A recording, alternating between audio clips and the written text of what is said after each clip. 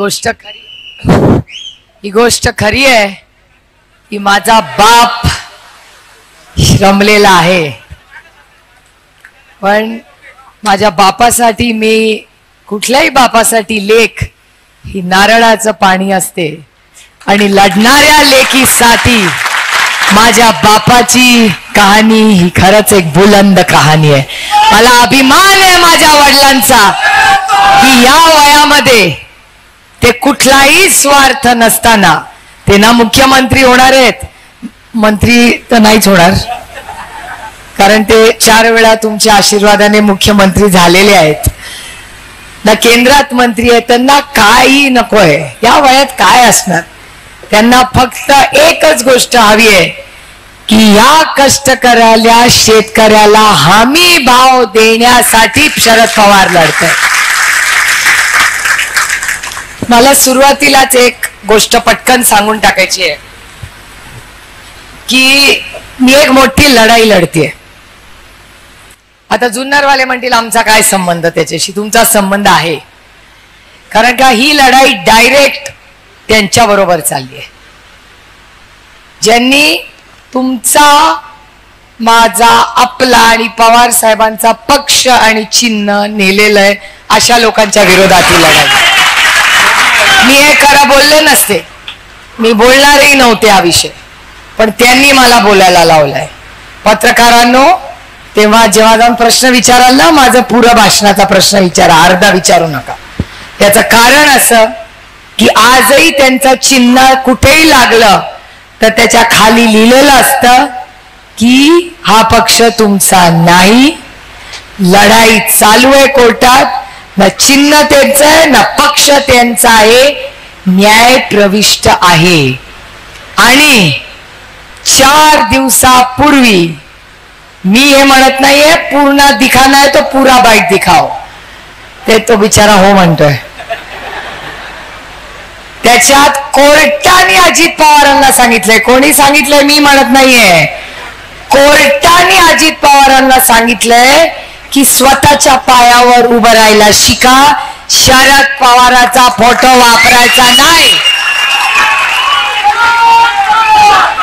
House आहे ना तिकडे जायची, मग स्वतःच्या पायावर उभं राहायचं. लावा त्यांचे दिल्लीच्या अदृश्य शक्तीचे फोटो हिम्मत असेल तर, पण शरद पवारांचा फोटो लावायचा नाही. आणि आज माझ्याकडे एक व्हॉट्सअप आले, मी दाखवणार नाहीये कारण का मी डायरेक्ट कोर्टातच नेणार आहे. मी हा फोटो जर खरा कोणीतरी व्हायरल करत असेल तर मी त्यांना अतिशय विनम्रपणे सांगते की हिम्मत असेल तर तुझा जो पवार नेता आहे ना त्याचा फोटो लाव, माझ्या वडिलांचा फोटो लावायचा नाही. सोयीप्रमाणे माझ्या वडिलांचा वापर केलेला मी खपवून घेणार नाही. नाही चलेगा ये सब. हाऊस आहे ना तिकडे जायची, मग तिकडचा पवारांचा फोटो लावायचा, इकडच्या पवारांचा फोटो नाही लावायचा.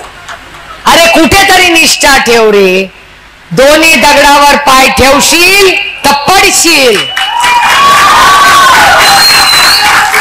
त्याच्यामुळे एक कागद नीट ठेव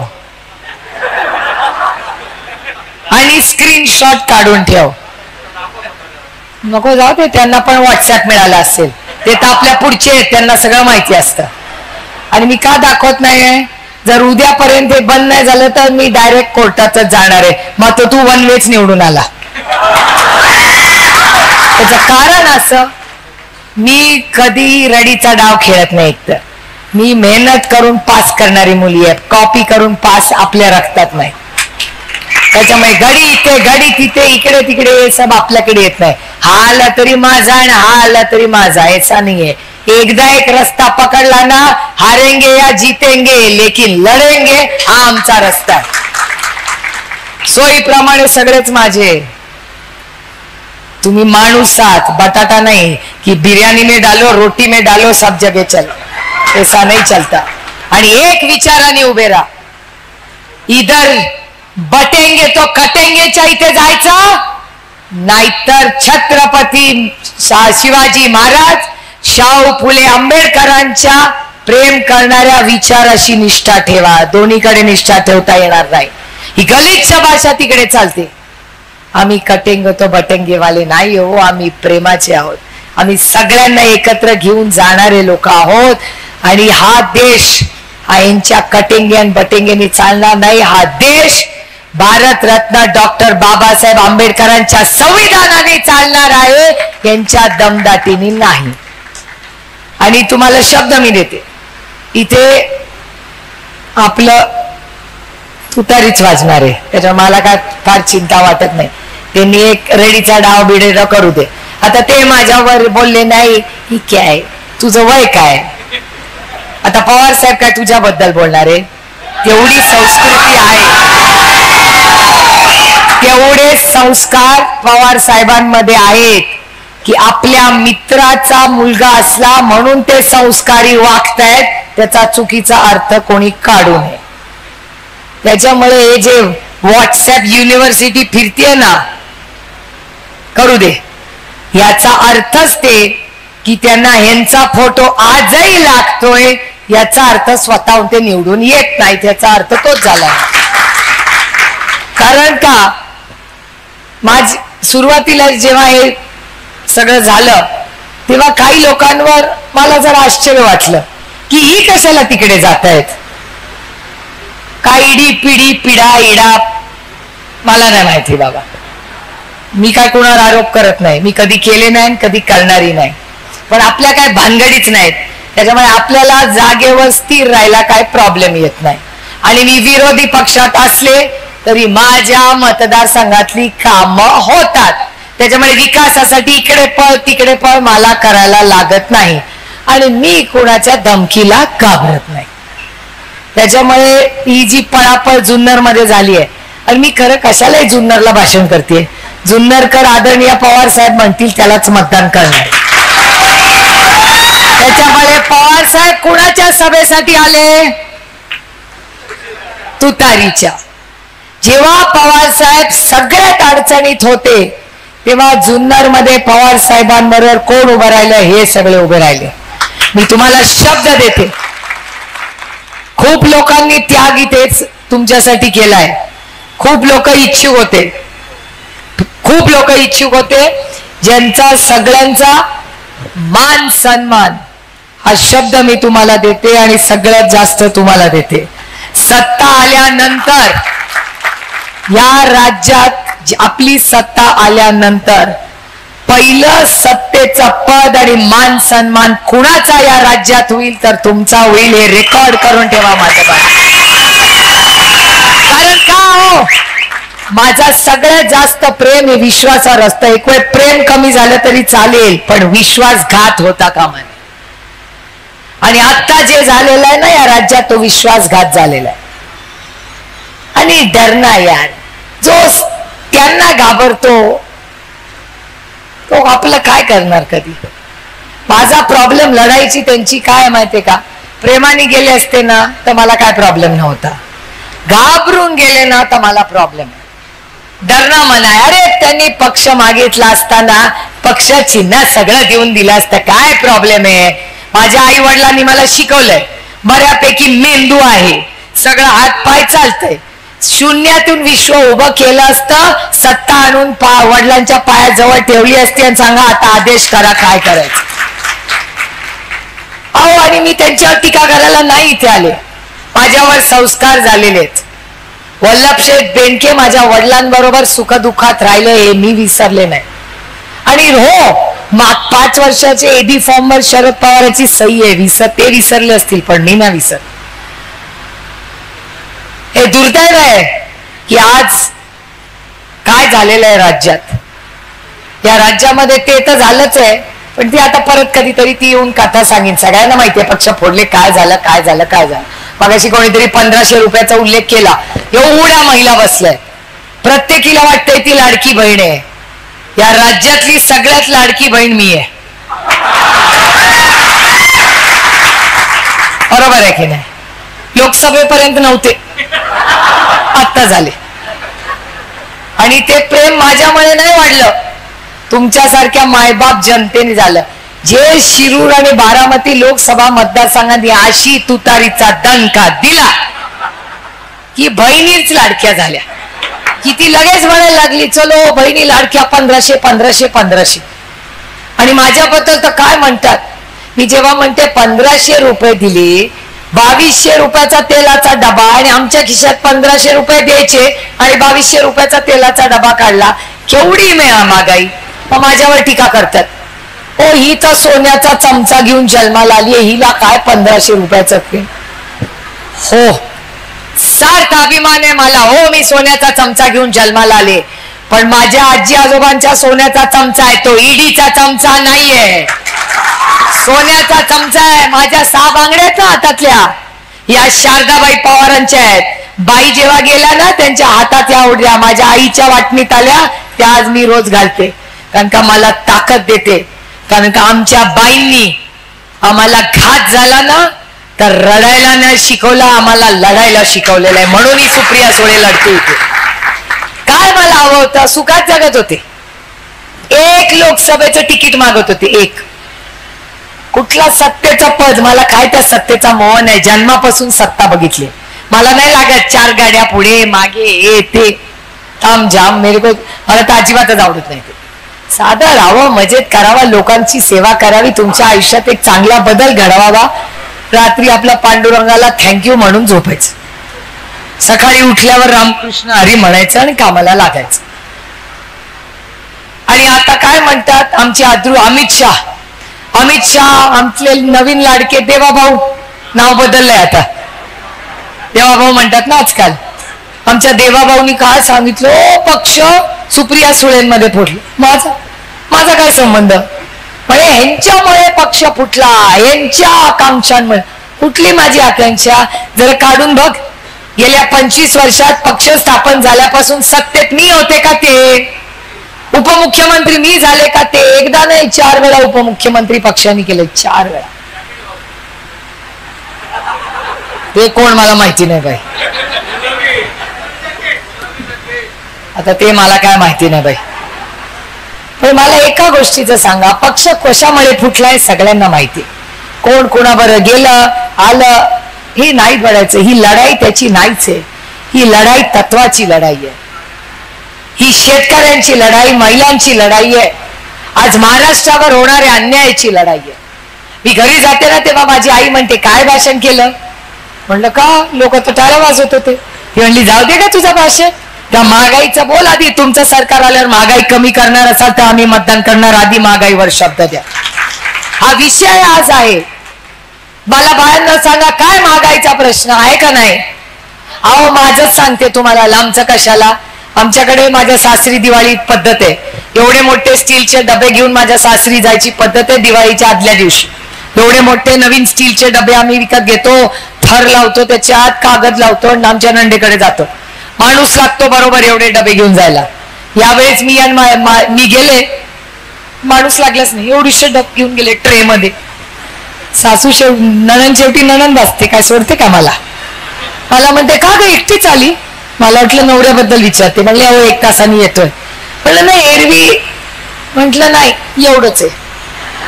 मग डब्बा उघडला आणि म्हणला आज लाडू आणलेत का बोरं आणली आहेत.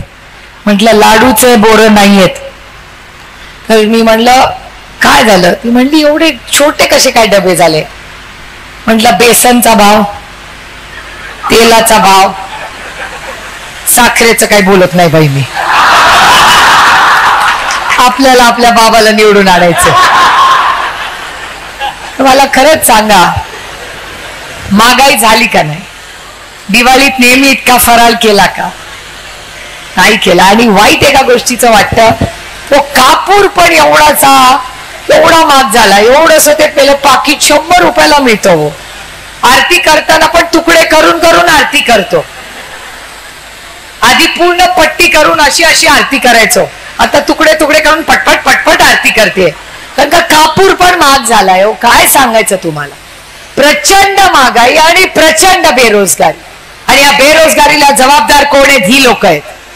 याच मतदारसंघात फॉक्सकॉनचा इन्व्हेस्टमेंट येणार होती. 6 लाख लोकांना नोकऱ्या मिळाल्या असत्या जर तर फॉक्सकॉनची इन्व्हेस्टमेंट आली असती. कुणामुळे गेली. ही एवढी बोलतात ना, मग तेव्हा का नाही तोंड उघडतो. का नाही तेव्हा तोंड उघडलं एखाद्याने आंदोलन केलं की फॉक्सकॉन नाही जाणार.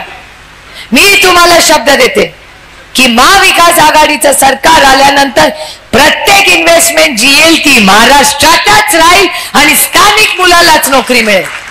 आणि हा शब्द तुम्हाला आम्हाला द्यावा लागेल, कारण का तुम्ही आमदार होणारच आहे, आम्ही मतं देणारच आहे, पण आम्हाला गॅरंटी पाहिजे. मला पण पाहिजे. मतं जेव्हा मागतो ना तेव्हा गॅरंटी पाहिजे. अब असा धोका खाल्लाय ना की अभी छाछ भी फूक फूक के पीती हूं मैं. कोणावर विश्वास ठेवायचा अशी दिवस आली आहेत. पण विश्वास ठेवण्यासारखे लोक आहेत. आधी मला पहिले 5 दिवस वाटायचं कुणावर विश्वास ठेवायचा, अगं बया सगळी गेली. नंतर लक्षात आलं भारत देश आहे, इस देश में टॅलेंट की कमी नहीं है. हा गेला तर ह्याच्यावर 1 लाखाचा एका दुसरा मिळाला, काय प्रॉब्लेम नाही. कारण मी माझ्या पांडुरंगा, माझा जरा डायरेक्ट कॉन्टॅक्ट आहे माझ्या पांडुरंगाशी, कोणी मध्यस्थी नाही लागत आपल्याला. मी आपलं माझ्या पांडुरंगाशी रोज बोलते. माझ्या पांडुरंगाला म्हणलं का रे माझं काय चुकलं की पक्ष, चिन्ह, आमदार, खासदार, ग्रामपंचायत, सरपंच, दूध संघ काय राहिलं का, काय बँक सगळीच गेली तिकडे. आपल्याकडे फकीर मी आणि अमोल दादा. अब क्या होगा. मग अमोल दादा म्हणायचं काय करूया, लढूया. बरं लढूया, कुठल्या चिन्हावर लढूया. तेव्हा काय पक्ष चिन्ह सगळी घेऊन गेली होती. मग मला अमोल दादा म्हणला तुम्ही माझी मोठी बहीण आहात, पहिला अधिकार तुमचा. मग काय करायचं ते म्हणले तुम्ही कबशीवर लढा. बरं म्हणलं तू कशावर लढणार. तू म्हणलं मी पंखा, बॅट. मी म्हणलं बघूया. पण माझ्या पांडुरंगाच्या मनात काय होतं बघा. माझ्या पांडुरंगांनी काढून बरंच घेतलं, पण 1 नंबरचं नाणं दिलं मला की तुतारी वाजवणारा माणूस हे चिन्ह आपल्याला मिळालं. काही चिन्ह मिळायचं. कधी वाजते हो तुतारी. जेव्हा या हॉलमध्ये लग्न कार्य असतं तेव्हा तुतारी वाजते. जेव्हा सत्यशील आपल्याला 3200 रुपये भाव देतात तेव्हाही तुतारीच वाजते. जेव्हा आपल्या भागात नवीन कंपनी येते तेव्हा तुतारीच वाजते. आणि जेव्हा छत्रपती शिवाजी महाराज युद्ध पुकारलं तेव्हा पण तुतारीच वाजली होती. त्यामुळे ही वेळ ही लढाईची वेळ. या असत्याच्या विरोधात. असत्य म्हणजे काय. मी तर आज कपाळाला हातच मारला. मगाशी मी देवदत्त निकमाच्या प्रचाराला गेले होते. तिथे शेळक्याचे एवढ्या ताई कुठे गेल्या, शेवाळे ताई गेल्या का काय पुढे गेल्या. त्या शेवाळे ताई त्याला बिचाऱ्या सोज्वळ आहेत. मला एक घाबरत व्हिडिओ दाखवतात. जरा बघता का व्हिडिओ. म्हणलं कसला व्हिडिओ आहे. म्हणलं जरा बघा पाण्याचा प्रश्न आहे, आपल्याला अडचण होईल. आपल्याला कसली अडचण, आपण काय कुणाला मिंदे नाही, काय प्रॉब्लेम आहे. मला म्हणतात जरा बघा व्हिडिओ. म्हणलं काय आहे व्हिडिओ, दाखव. घाबरते काय, दाखव. आपली या डरना मना आहे. दाखवला मला. त्याच्यात असं होतं की पवार साहेब या भागात आले होते आणि पवार साहेबांनी काय बोगद्याच्या बद्दल काहीच बोलले नाही. बापरे केवढा मोठा गोष्ट पवार साहेबांनी केली की ते बोलले नाही. किंवा काय महाचूक केली पवार साहेबांनी असं हे म्हणतंय. आपलं वय काय, आपण बोलतोय काय, जाऊ द्या, संस्काराचा भाग झाला. मी काय फार केलं नाही. मी आपला विचार केला. म्हणलं अरे पांडुरंगा आता परत प्रश्न आला.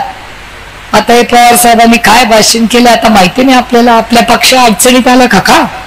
मी हेलिकॉप्टर मधून उतरले, गाडीत बसले आणि देवदत्त निकम आणि मी निघालो.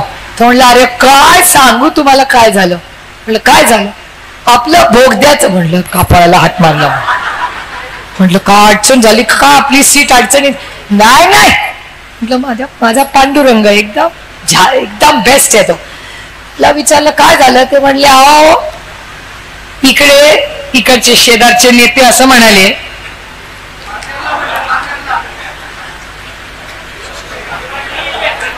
दुसरीकडे मोठे नेते ते असं म्हणाले की बोगदा होऊ देणार.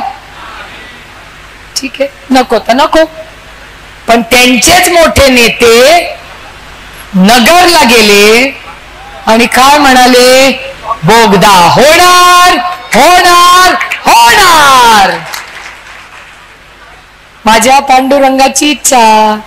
झूठ बोलोगे तो ऐसा ही होगा. त्याच्यामुळे आंबेगावला मी गेले. आंबेगावला मी विचारलं पण मी हे खूप गांभीर्याने आता भाषण घ्या. आता ते दोघं काय बोलतात त्याच्यात मला काही इंटरेस्ट नाही. त्यांचे काय कधी असं कधी असं, कधी म्हणतात मीटिंग झाली, कधी म्हणतात मीटिंग नाही झाली, कधी म्हणतात बोगदा करणार, कधी म्हणतात बोगदा करणार नाही. बॉस आपल्याला पांडुरंगाला आणि तुम्ही पाला उत्तर द्यायचे. मी असलं राजकारण करत नाही. इथे एक आणि तिथे एक. मी अतिशय स्पष्टपणे तुम्हाला सांगते आणि ह्याच्यात तुमच्या सगळ्या ज्येष्ठांचं मार्गदर्शन लागणार आहे. पाण्याचा प्रश्न हा गंभीर आहे. आपण सगळे महाराष्ट्रातले लोक आपल्याला तालुक्यात भांडणं नाही लावायची, जिल्ह्यात नाही लावायची आणि आपल्या राज्यात लावायची नाही. निवडून तुम्ही येणारच आहात. तुम्ही या जिल्ह्यातले आणि त्या रूट मधले सगळ्या आमदारांनी एक व्हायचं. इथपासून उस्मानाबाद पर्यंत सगळ्यांनी एक ग्रुप करायचा. सगळ्यांनी मुंबईला यायचं. आपला जो कोणी मुख्यमंत्री असेल त्याच्या बरोबर मीटिंग घ्यायची आणि समान पाण्याचा वाटप करायचा हा शब्द तुम्ही मला दिला पाहिजे. जो अधिकार तुमचा आहे तो तुमचाच राहील. त्यांना कसं काय द्यायचं मार्ग काढू, पण इथे बोगदा तिथे होणार नाही असलं गलिच्छ राजकारण करायचं नाही. हा विषय खूप महत्वाचा आहे. हा तुमच्या धरणं साहेबांनी बांधली आणि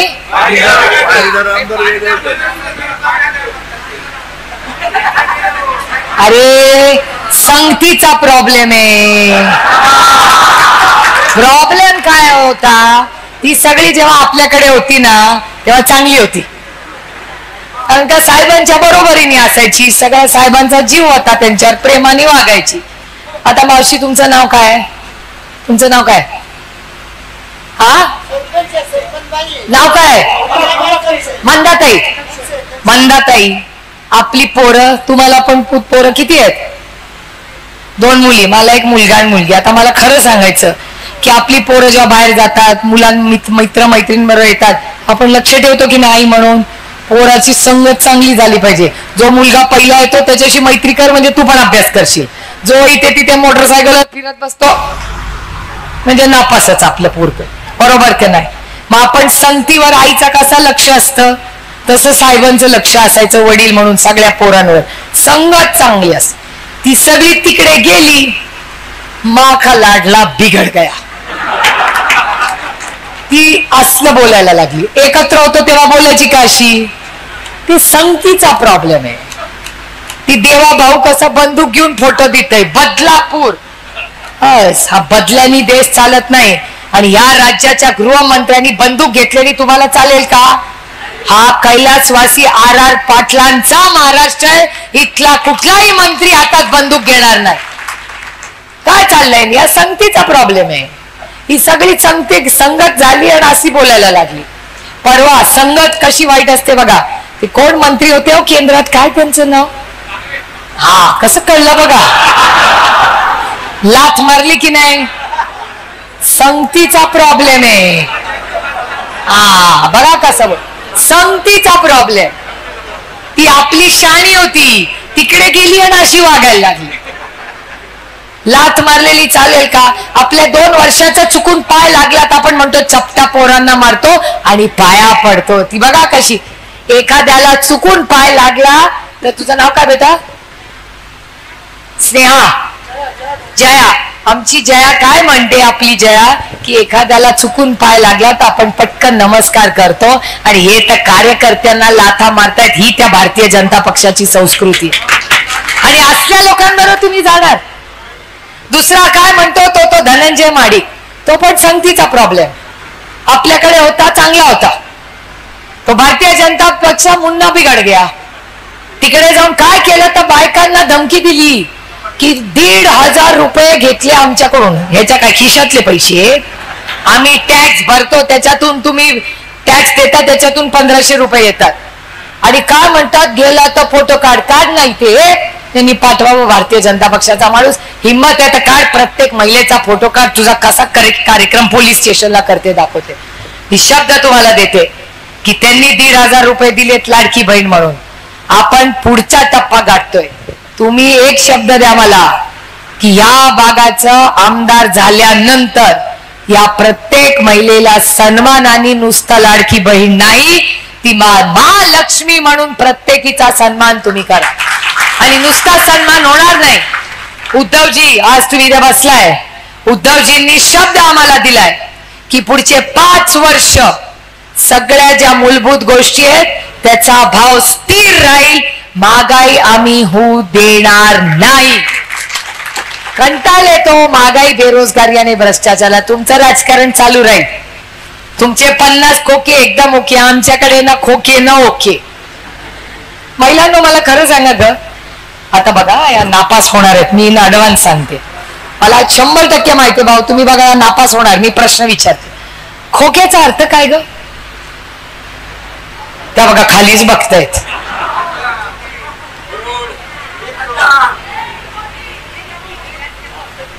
रिकामी चौकट. आमची सुसंस्कृत. तुझं नाव काय? हा योगिता. योगिता किती सरळ आहे बघा. खोका म्हणजे खोका. तिला असं वाटतं लग्नाच्या कोटी. साडी टू जीन फरक कळला ना. ही आपल्या मुंबई पुण्याला शिकून आली आहे म्हणून तिला कळतंय. ही बिचारी सरळ आहे. ती म्हणते खोका म्हणजे खोका. लग्नाला जेव्हा जातो बस्ता बांधतो तो त्या खोक्यात टाकतो, घरी येतो, दिवाळीला सफाई करतो, वरती ठेवतो. बरोबर ना. सफाईच्या वेळेस काढला, त्याच्यात मिक्सर पडला होता, डबा पडला होता जुना, तरी होईना बाईचा फेकून देता, परत साफ करून वरती. हा हसतात बघा. माझ्या आई सारख्याच आहात. माझी आई ना मी घरात गेले की विचारते डबा कुठे. अगं आत्ता तर घरात शिरते. तिला तो डबा, त्याचं झाकण, त्याच्यातच आमच्या आईचा अर्धा वेळ जातो. आमच्या महिला तशाच असतात. खोका म्हणजे तुम्हाला वाटतंय तर नाही. 1 कोटी रुपये म्हणजे 1 खोका. 50 खोके एकदम ओके.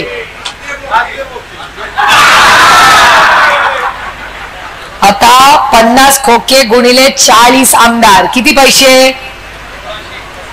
1600. वा वा काय गणित आहे. माझ्यापेक्षा चांगलं गणित आहे. माझं गणित वाईटच आहे. 2000 कोटी. आम्हाला 1 कोटीत किती शून्य माहिती नाही. 2000चं कसं सांगायचं. 2000 कोटी रुपये घेऊन यांनी पक्ष फोडले. 2000 कोटी रुपये जर दुधाला भाव दिला असता तर मला सांगा तुमच्या घरातल्या सगळ्या लेकी सुनांची एक तरी बस काचेची बांगडी सोन्याची झाली नसती का? 2000 कोटी रुपयांनी जर शाळा, रस्ते आणि वीज आणि हे सगळं केलं असतं तर तुमच्या आयुष्यात मोठा बदल झाला नसता का? ज्या शाळेची मागणी कोणी केली मगाशी? शाळा कॉलेजची मागणी केली. 2000 कोटी रुपयात किती इंजिनिअरिंग कॉलेज झाली असती. पण यांना 50 खोके एकदम ओके वाले थे. त्यामुळे प्रचंड भ्रष्टाचार, प्रचंड स्वार्थ. आपल्याला हे बदलायचंय. अशाच लोकांना उमेदवारी द्या जे खोकेवाले नाहीत. त्यांचा स्वतःचं घरचं बरे आणि आता काय वाढवायचं नाही. अशाच लोकांना निवडून द्या. माझं खरंच मत याच्या बाबतीत. 5 वर्षामध्ये कॉन्ट्रॅक्टर आला, तू त्याला चहा पास, त्यांनी तुला चहा पाजायची गरज नाही. हा बदल आपल्याला घडायचा. हे मलिदा गँग चाललंय ना, खोडून काढा ही मलिदा गँग. नाही कुठल्या कॉन्ट्रॅक्टर कडून कुठला नेता पैसे मागणार, मगच ते खड्डे बंद होतील.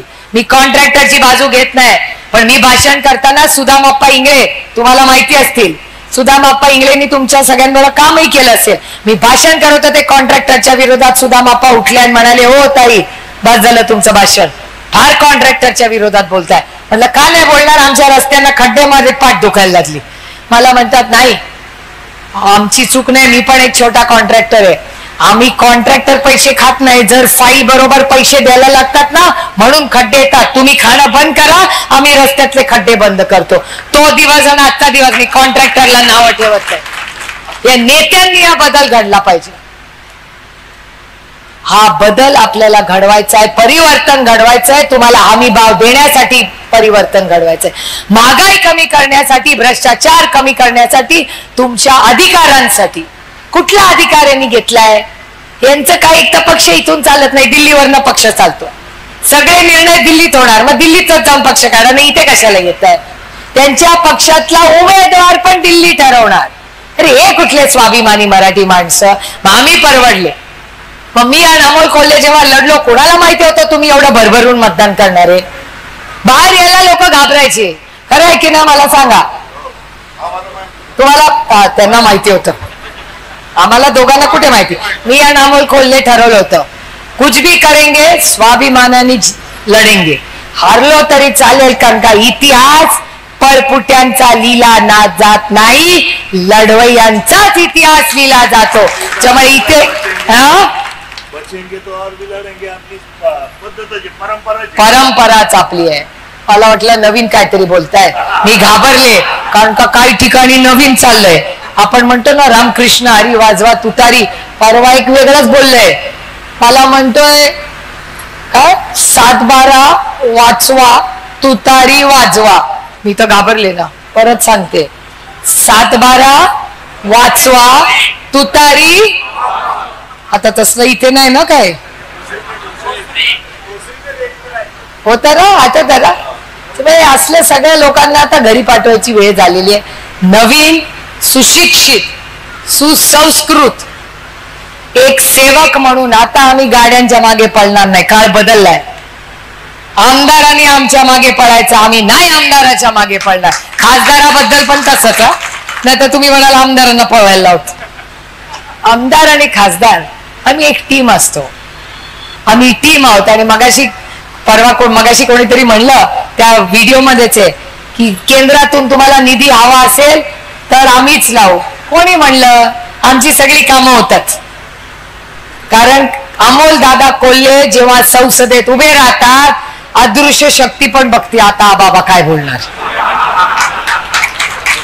त्याच्यामुळे शिरूर लोकसभा की आवाज पार्लियामेंट में घूमती है और गूंजती है. तुम्ही अमोल दादाला एवढ्या विश्वासाच्या नात्याने निवडून दिलं तर माझा विश्वास आहे की आदरणीय पवार साहेबांचा निष्ठावान म्हणून आज सगळे तिथे त्यांच्यावर प्रेम करणारे लोक आहेत. आज ताटातलं वाटीत आणि वाटीतलं ताटात काँग्रेस शिवसेना आपण सगळे एकच आहोत. आणि या तालुक्यात मी प्रत्येक शिवसैनिकाला आणि काँग्रेसवाल्यालाही शब्द देते की तुम्ही लोकसभेला आणि विधानसभेला जी संधी, प्रेम, विश्वास आणि साथ दिली आहे त्याच्यापेक्षा डबल साथ जिथे जिथे तुमचा कॅन्डिडेट तिथे आम्ही येऊ आणि जिल्हा परिषद पंचायत समितीला हे सगळं भरून काढू हा शब्द तुम्हाला देते. कारण का आपण एका कुटुंबातले लोक स्वाभिमानी मराठी माणसं आहोत. दिल्ली के सामने ना झुके हैं. ज्यांनी आमच्या घरावर रेड केल्या, माझ्या 3 बहिणींवर, विजया पाटील, नीता पाटील आणि रजनी इंदुलकर, माझ्या 3 बहिणींचा काय संबंध आहे या सरकारशी? त्यांच्यावर रेड केली. महिलांना रेड माहिती आहे का काय असते? घरात पोलीस येतात, 5 दिवस राहतात, हलता पण येत नाही. काय माझ्या बहिणींचा संबंध या सगळ्या राजकारणाशी? आणि ज्यांच्यावर आरोप झाले ते मोकाट फिरतात आणि माझ्या बहिणींवर तुम्ही आरोप करता. लाज वाटली पाहिजे त्या भारतीय जनता पक्षाला. आज अनिल देशमुखांवर आरोप केले, संजय राऊतांवर आरोप केले, सगळ्यांवर आरोप केले. आणि जे आरोप केले राऊत साहेब लढले, अनिल देशमुख लढले, जे नाही लढले ते वॉशिंग मशीन मध्ये घेऊन काय काय झाले. पण असं होत नाही हो. या काळ्या मातीशी इमान राखणारा माणूस पाहिजे आणि काळ्या मातीशी इमान राखणारा उमेदवार हा तुमच्या समोर मी आणते. आता त्यांनी याचं तिकीट फक्त मेरिट वर झालेलं आहे. मेरिट.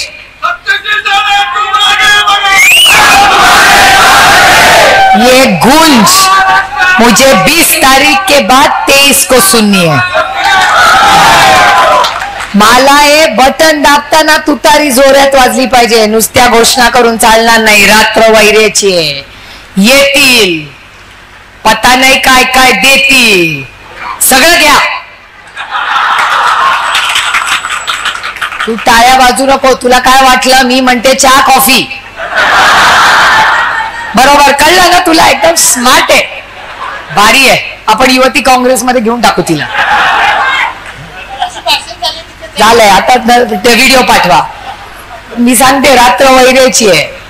ते येतील, त्यांचा मान सन्मान करा. ते देतील ते घ्या, कारण का ते त्यांचं नाही, तुमच्याच कडून घेतलेलं आहे. सगळं घ्या. ऐकायचं जनाचं, या येऊ दे, स्वागत करा, सगळं करा. ती पण कधी आपली होतीच ना. पण संगत मध्ये प्रॉब्लेम आहे. त्यामुळे आता काय त्या भानगडीत पडू नका. मी पुन्हा तो व्हिडिओ तो व्हॉट्सअप दाखवत नाही, कारण मला तो कोर्टात न्यायचा आहे. का एवढ्यासाठीच मी तो ठेवलाय कारण कोर्टाने सांगितलेलं आहे की आदरणीय पवार साहेबांचा उमेदवार सचिन आहे. त्याच्यामुळे उगीच रडीचा डाव खेळू नका. ते रडीचा डाव खेळतात म्हणजे कुछ प्रॉब्लेम आहे.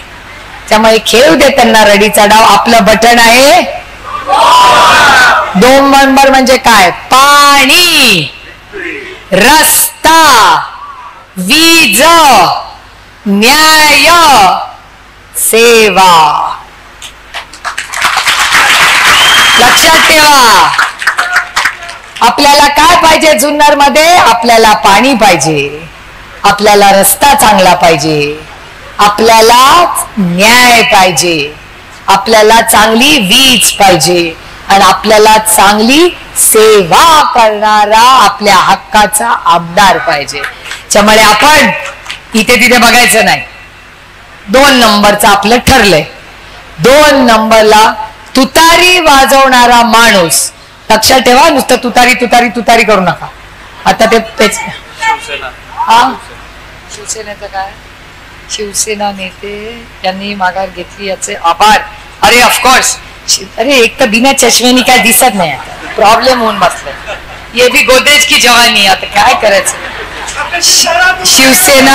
शिवसेना नेते माऊली खंडागळे यांनी माघार घेतली याचे आभार. सर्व शिवसैनिकांचे धन्यवाद आणि उद्धवजींचे मनपूर्वक आभार. आपण आज माझी विनंती राहील. बबनराव थोरात उपनेते शिवसेनेचे बोलणार आहेत. आपला उमेदवार आमदार बोलणार आहे. त्याच्यामुळे ते आपल्या आमदारांचं भाषण, शिवसेनेचे बबनदादांचं भाषण, अजून 4-5 भाषण आहेत. मला पुण्याला मला आता जायचंय फुरसुंगीला. माझ्या 2-3 अजून सभा आहेत. नंतर मला इंदापूरला बावड्याला जायचंय. बरीच धावपळ आहे. पुन्हा एकदा गुलाल खेळायला नक्की येईन. मला आठवते एकदा मी अशीच रात्री 10:30 वाजता आले होते. असंच भरलं होतं लोकसभेला. आणि लोकसभेला अशी तुतारी वाजवली होती ना, तेव्हा तर रात्री आले होते 1,00,000 सीट आली होती. आता दिवसा ढवळ्या आले. मग तर काय मतं पडतील. पण काल पण बघा योगायोग आदरणीय पवार साहेब भाषणाला इचलकरंजीला उभे राहिले आणि पाऊस आला. त्यामुळे काहीतरी माझ्या पांडुरंगाच्या मनात खूप चांगलं आहे. पण हा आपला गडी हा खरंच आपली सेवा करेल. मी तुम्हाला त्याच्या वतीने एक बहीण म्हणून शब्द देते. रामकृष्ण हरी.